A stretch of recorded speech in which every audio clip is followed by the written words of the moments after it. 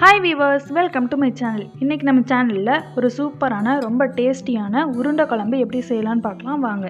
அதுக்கு தேவையான பொருட்கள்: 150 கிராம் கடலைப்பருப்பு, 1 டேபிள் ஸ்பூன் அரிசி. இது ரெண்டையும் ஒரு 15 நிமிஷம் தண்ணியில் ஊற வச்சுக்கணும். 15 சின்ன வெங்காயம், 5 பல்லு பூண்டு, சிறிய துண்டு இஞ்சி, சிறிதளவு கொத்தமல்லி. இது எல்லாத்தையும் பொடிசாக நல்லா நறுக்கி வச்சுக்கணும். 1/2 டீஸ்பூன் சோம்பு, 1 டீஸ்பூன் பெருங்காயத்தூள், முருங்கைக்கீரை சிறிதளவு, 1/2 கப்பு தண்ணியில் 1 லெமன் சைஸ் புளி எடுத்து நல்லா கரைச்சி எடுத்துக்கணும். அதில் 1 டேபிள் ஸ்பூன் மல்லித்தூள், 1 டேபிள் ஸ்பூன் மிளகாய் தூள் சேர்த்து தேவையான அளவு உப்பையும் சேர்த்து நல்லா கரைச்சி எடுத்து வச்சுருக்கேன். 10 சின்ன வெங்காயத்தை முழுசாக எடுத்துக்கணும். 2 தக்காளியை பொடிசாக நறுக்கி எடுத்துக்கணும்.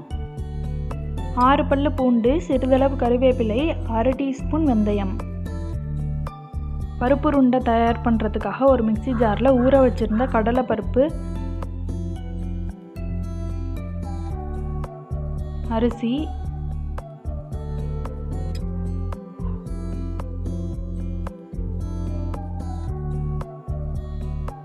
அரை டீஸ்பூன் சோம்பு எல்லாத்தையும் சேர்த்து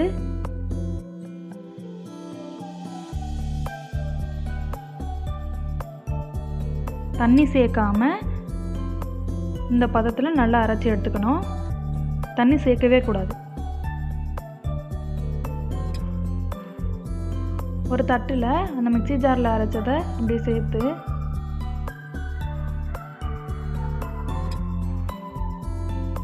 ஒரு டீஸ்பூன் பெருங்காயத்தூள்,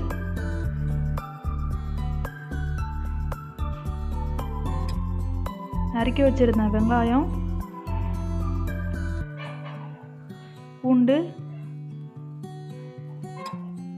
இஞ்சி, கொத்தமல்லி, அப்புறம் கீரை. நம்ம குழம்புல உப்பு சேர்க்கறதுனால இதில் 1/4 டீஸ்பூன் உப்பு மட்டும் சேர்த்துக்கலாம். எல்லாத்தையும் நல்லா சேர்த்து மிக்ஸ் பண்ணிவிட்டு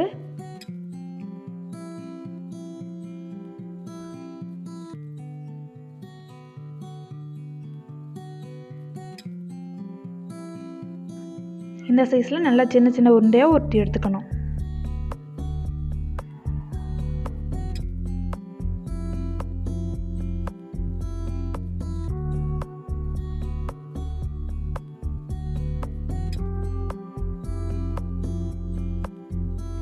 உருண்டை தயார் பண்ணதுக்கப்புறம் இதை ஒரு இட்லி குண்டால் ஒரு 15 நிமிஷம் வேக வச்சு எடுத்துக்கணும். ஏன்னா குழம்புல இது போடும்போது கரையாமல் இருக்கிறதுக்காக. பேனை ஹீட் பண்ணிவிட்டு குழம்புக்கு தேவையான அளவு எண்ணெய் சேர்த்துக்கோங்க. எண்ணெய் காஞ்சதும் 1/2 டீஸ்பூன் வெந்தயம் சேர்த்துக்கணும். வெந்தயம் நல்லா பொரிஞ்சதும் 10 சின்ன வெங்காயம், 6 பல்லு பூண்டு, சிறிதளவு கறிவேப்பிலை எல்லாத்தையும் சேர்த்து நல்லா ப்ரௌன் கலரில் வர்ற வரை நல்லா வதக்கணும். வதங்கினதுக்கப்புறம் நறுக்கி வச்சுருந்த 2 தக்காளி சேர்த்து நல்லா கலந்து விட்டுட்டு மூடி வச்சு தக்காளி நல்லா மசிகிற அளவுக்கு ஒரு 7 நிமிஷம் நல்லா வதக்கணும்.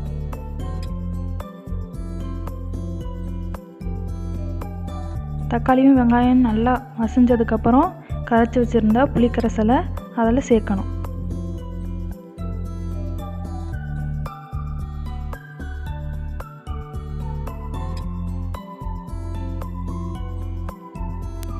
சேர்த்ததுக்கப்புறம் மூடி போட்டு நல்லா வத்துற அளவுக்கு ஒரு 15 நிமிஷம் அப்படியே வேக விடணும். வெந்ததுக்கப்புறம் இட்லி குண்டால் இது மாதிரி உடையாத அளவுக்கு வேக வச்சு எடுத்துருந்தா அந்த உருண்டையை ஒவ்வொன்றா சேர்த்துக்கணும்.